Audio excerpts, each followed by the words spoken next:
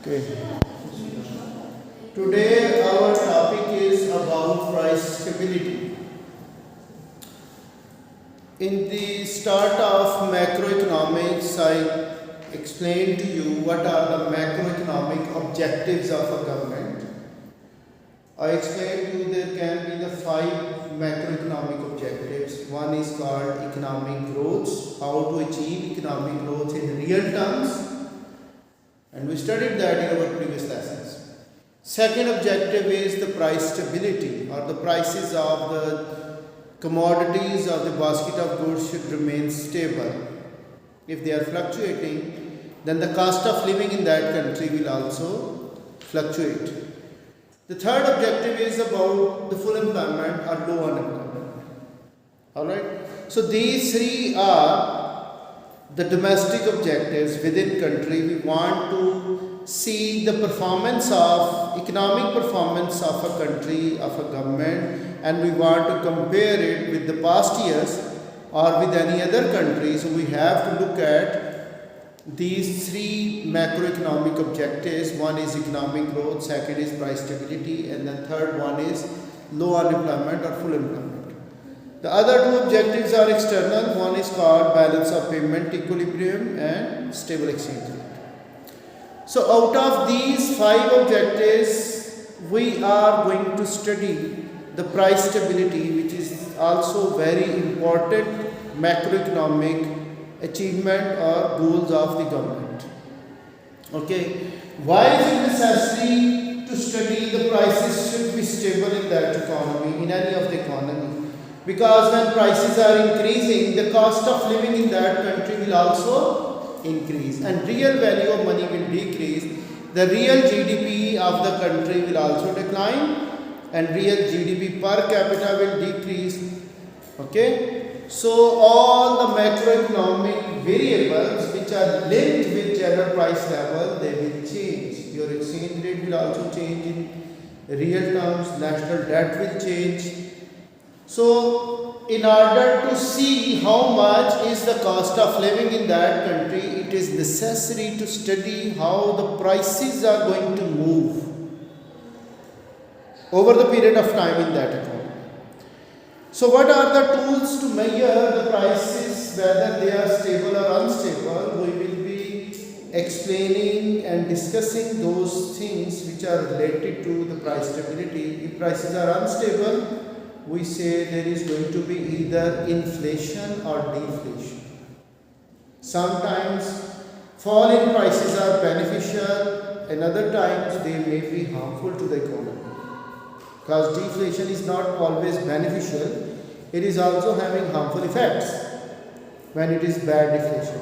But the increase in prices, do you think it is always harmful to the economy? It depends upon the rate of the price growths and whether these price growths are expected or unexpected, and how much it is compared with other countries' price rates, price levels. Okay, so today we are going to study what is meant by inflation. We are hearing this word again and again in our daily life that prices are hiking up. And the people with fixed earners, they are going to face decline in their real earnings, and their cost of living is going to increase. So how to define this inflation? It is persistent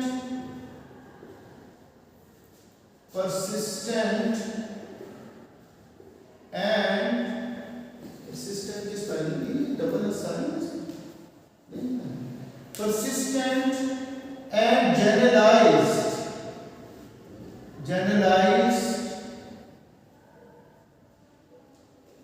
increasing the average price level of the basket of goods and services.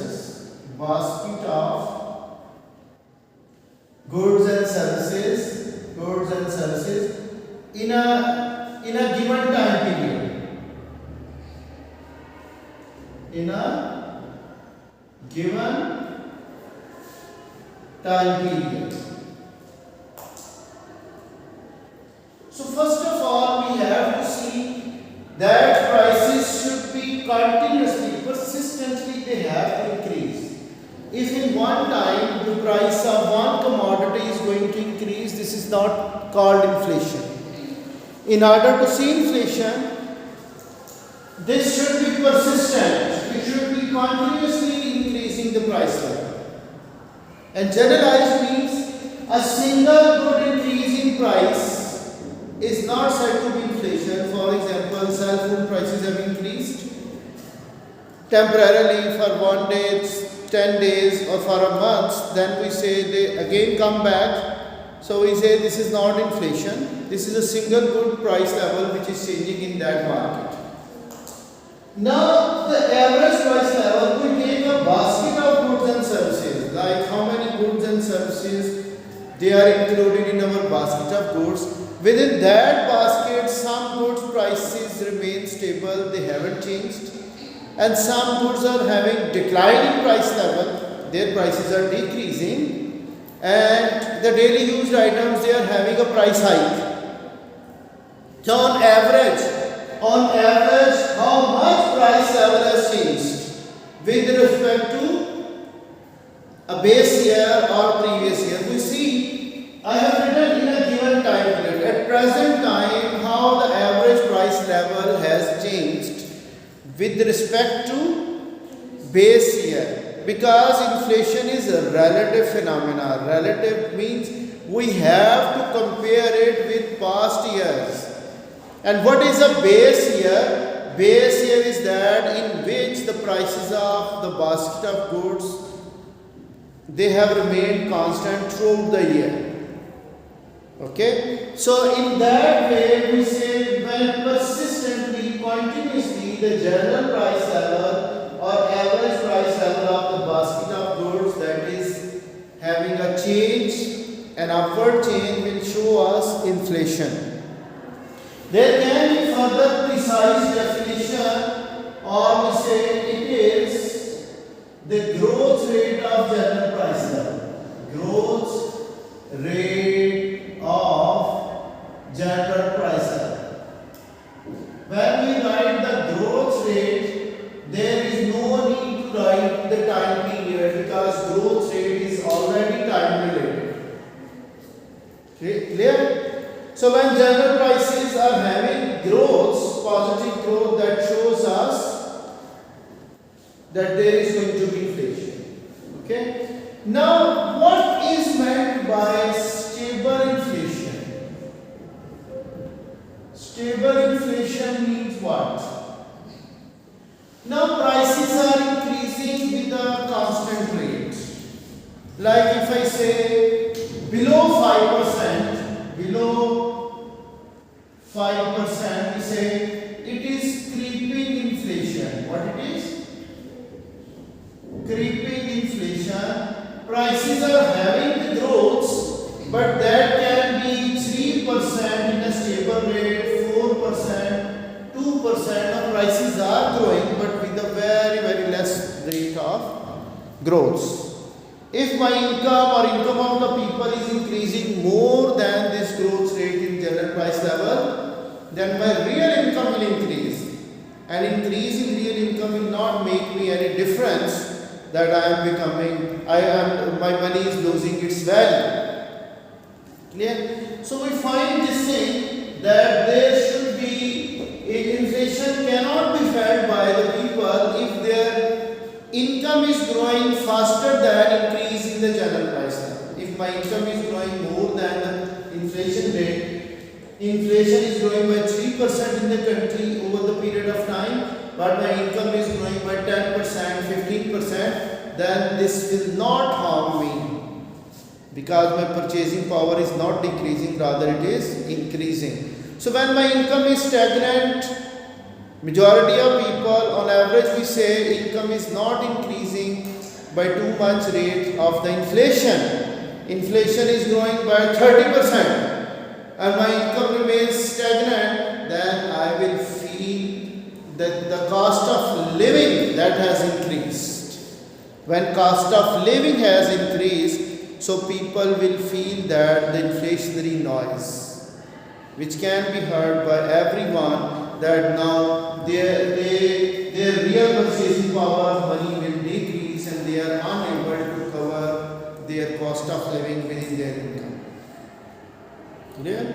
Now this is how the prices, they are growing by stable rate. Now do you think zero rate of inflation is desirable by any macroeconomic manager of a country?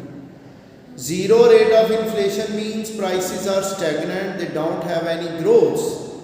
This is undesirable because it will discourage investment in the country. Investors will only invest in that country where the prices are having a growth. A stable rate of growth is also required to attract investment in the country. Clear? What is called hyperinflation? After this is below 5%, this is stable inflation or creeping inflation. When it is we can also have single digit inflation. This is also single digit, but below 10% is called the single digit inflation. When prices are growing by 10% or more than that, we say it is double digit inflation. When prices are growing by more than 20%, we say this is called serious inflation. Now inflationary noise can be heard by everyone. Hyperinflation is at 50%. Yes. So hyperinflation is that in which prices are growing more than 50%. Okay? And after an hour, the price level is changing in the country. After every hour, prices are changing. So in that way, we say hyperinflation is in practice and the money is now losing its value by a faster rate. Then at that time of hyperinflation, what it is? Hyperinflation. People will lose confidence in their own currency. They will shift towards the other valuable, even the goods. Like after Second World War, German currency, Deutschmark, was depreciated too much. There was hyperinflation in Germany at that time. So people switched on to cigarettes as medium of exchange. Cigarettes were the expensive items at that time in Germany. So instead of holding the currency notes, people were holding what? The cigarettes. Okay? So people were not having any trust in their own currency, so they switched to another mode of medium of exchange. It could be cigarettes, it could be anything, or they can switch over to any other foreign currency. Like in Zimbabwe, there was hyperinflation, the most expensive one in 2009 and onward. So in 2007 they started the hyperinflation, and after that they switched to, instead of Zimbabwean dollar, they switched to US dollar. Now their own currency, people were billionaire or trillionaire, but they were poor in their own country by using their own currencies. They have to pay maybe 10 billion Zimbabwean dollar currency note to buy a loaf of bread. So hyperinflation, this is called overheating of an economy. Like we feel temperature, when our body temperature increases, so we see a person is feeling a fever. So when prices are increasing in the country, so we say economy is overheated. It is also having a fever in the form of high prices. So we need to stabilize this fever. A government policy should be that in order to have stability in the prices, there should be the basket of goods which is used by everyone, either a person is rich or poor. We need to have a stability in the price growth, and if the prices are unstable, the sitting government will become unpopular politically among the voters. They will not be able to have successful winning of the upcoming elections. So their political motives, their political goals cannot be achieved if they are unable to stabilize the general price level because people will forget the past years when government started to take the rule of the country, but they will remember the end period, that in their last year how the economy is going to perform.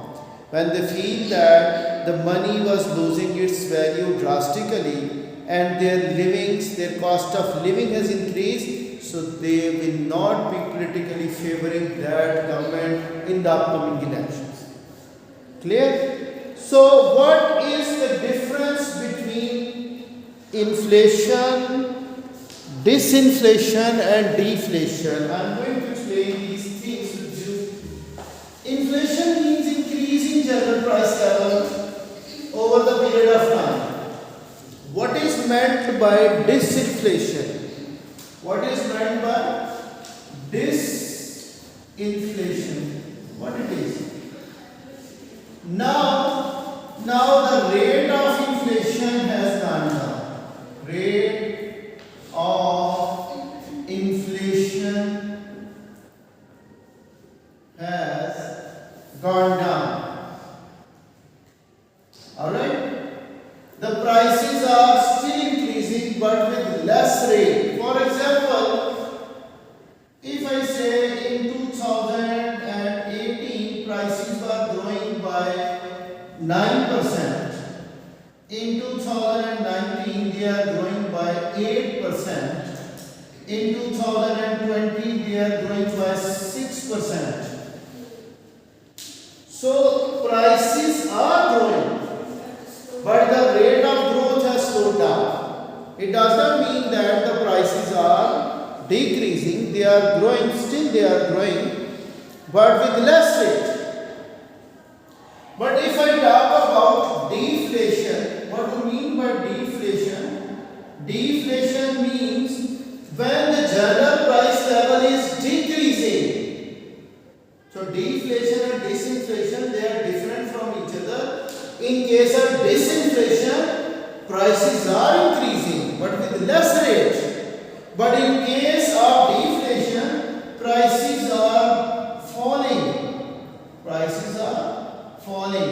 The rate of inflation is now negative. Can I say it is minus 3% or minus 2%? This is what we say. Now the general price level is decreasing. So when the rate of inflation becomes negative, we say this is deflation. And when we say the rate of inflation is decreasing, we say this is called disinflation. Prices are increasing but with less rate. Clear? So there can be the methods to measure inflation. There can be different causes of inflation and what are the consequences of inflation. These are the things which are left over for our upcoming lessons. If I start them now, they will not be finished out within the remaining time of the class. So I will measure inflation tomorrow first of all, then we will move on to causes of inflation and types of inflation, then the consequences, and this chapter will be over after the completion of inflation topic. Then we will move on to policies and then international trade. Hopefully. Thank you.